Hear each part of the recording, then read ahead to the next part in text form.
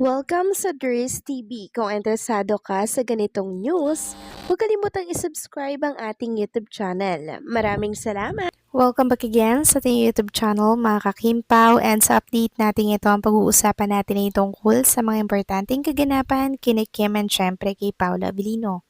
Pero bago pang lahat, maraming salamat sa inyong patuloy na pag-support at pagsubaybay sa mga daily update natin. Kaya naman bilang pasasalamat, narito pang isang napili kong komento patungkol ito sa naging previous update. Mula ito kay Ginang Nenita, sabi niya, Dries, ngayon na endgame na ang Kim Pao, naghihintay na lang tayo sa year na itinakda nila sa church wedding. Dapat hindi na natin basahin pa ang mga negative write-ups sa mga bashers na magugulo lang sa Kim Paulandia. Pakay nila mula ngayon, dead mahinatan sila, hindi tayo dapat mag-engage pa sa kanila para ma-focus na tayo sa journey ng Kim Pao. Huwag basahin para hindi na sila magkapera pa. Just focus Kim Pao love life. Tama po kayo dyan, Ginang Nenita. Huwag na po natin pang pag-aksayahan pa ng panahon yung mga negativity na sinasabi po ng mga bashers about Kim and Paula Abilino. Focus lang tayo sa mga positive na nangyayari po sa kanila, sa mga blessings nila, sa naging tagumpay nila, and syempre sa totoong relationship na meron po sila mga kakimpaw. So in that way, magsasawa po at kusa na lang mawawala ang mga bashers na yan na talaga namang gustong-gustong pabagsakin at burain at sirain po ang tambalan ni Kim and Paolo. Kaya sana wala na po akong mabasa ng mga negative issue na galing kay ganto, na sabi ni ganyan na ganto si Kim and Paolo. Sana po wala na yon, okay? Dahil tinapos na po ni Kim and Paula Abilino ang laban. Doon pa lang po yan mga kakimpaw sa Toronto. Nang aminin po nila ang relationship status na meron silang dalawa. Doon pa lang, dapat na po tayong mapanatag mga kakimpaw, okay? So maraming salamat po sa inyong komento. God bless po at mabuhay kayo. So eto na nga, pag-usapan na natin mga kakimpaw, mga topic po na nakalap natin sa araw na to ng Friday. Ito na hinanga nating talakayin at pag-usapan ang naging mga Instagram story nitong si Mama Jet na kung saan kasama po pala siya dito sa New York. Narito nga po ang ilang mga picture ni Mama Jet na kung saan ay talaga namang ine-enjoy at ine-explore ang New York. Ayon nga dito, mukhang nasa New York pa rin talaga si Mama Jet. Kaya naman curious sa mga fans kung nasaan na ang Kim Pao. Baka busy na sina Kim Chu at Paula Abilino sa kanilang ganap after the successful tour. Excited na rin ang Team Kim Pao sa next update at sightings nila together. So maging si Mama Jet pala mga kakimpaw ay nasa New York. Grabe lang, 'di ba? Kasi maging siya ay present pala dito. Na curious tuloy ako kung si Ate Heights din kaya kasama sa New York.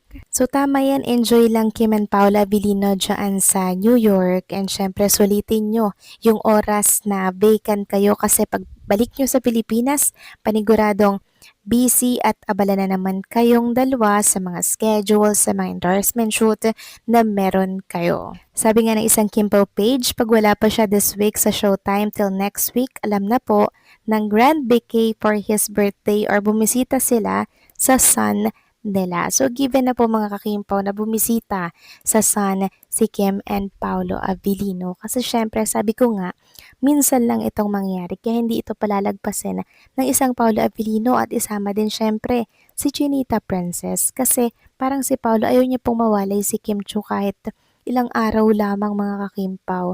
Parang hindi niya ata kaya yun, no? So nakakatuwa lang kasi napaka-genuine ng pagmamahala nila sa isa't isa. Samantalang next topic naman, talakay naman natin ang tungkol dito sa nabasa po natin na statement nitong si Kai Montenola. Tungkol yan sa mga love team na kasamahan niya po dito sa showbiz industry. Ano kaya ang revelasyon niya kay Kim and Paolo at sa iba pang mga love team? Dahil nang mabasa po ito ng mga Kimpaw fans, mga kakimpaw, sobrang tuwang-tuwa sila, nagdiwang sila ng husto at kinilig ng bonggang-bongga.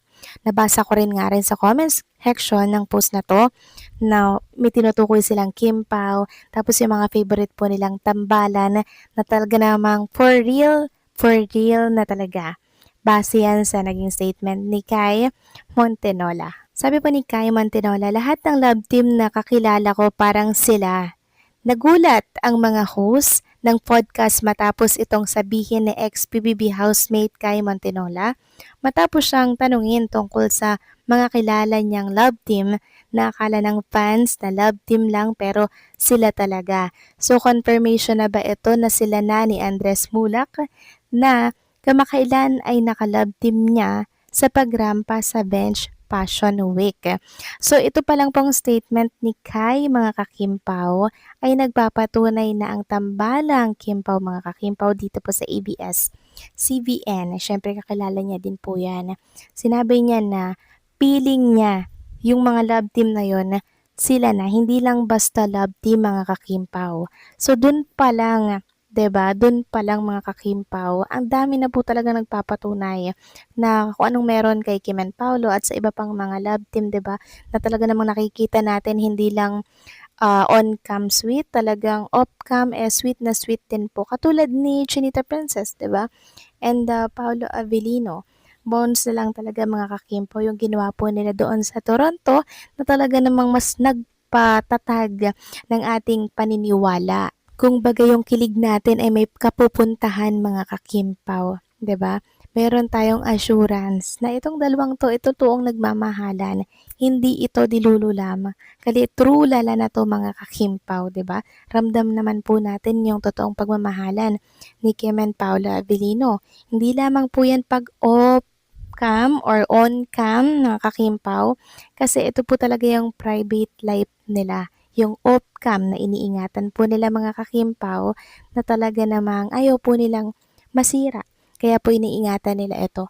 So tama yan kasi nasa tamang edad na nga naman si Kim and Paolo Abilino. 'Di ba?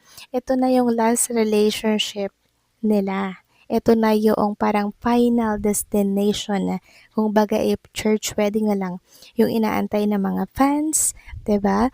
Dahil ito na nga naman yung right time and also ito yung tamang timing sa buhay ni Kim and Paulo.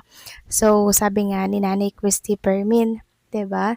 So, parang next year na, 'di ba, yung big event na pinakaantay po ng lahat. So, hopefully, totoo po yun. Ipag-pray na lang din po natin mga kakimpaw na may katotohanan yung mga lumalabas ngayon na balita tungkol kay Kim and kay Paulo. Kasi ngayon, malinaw na po yung kung anong meron sa kanila mga kakimpaw.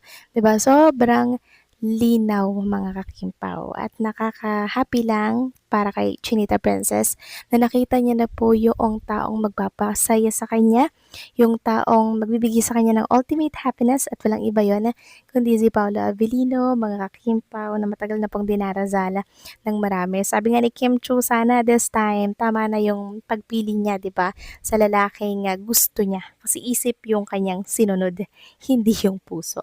So, paano mga kakimpaw, hanggang dito na lamang pong update natin at maraming salamat sa inyong patuloy na pagsuporta.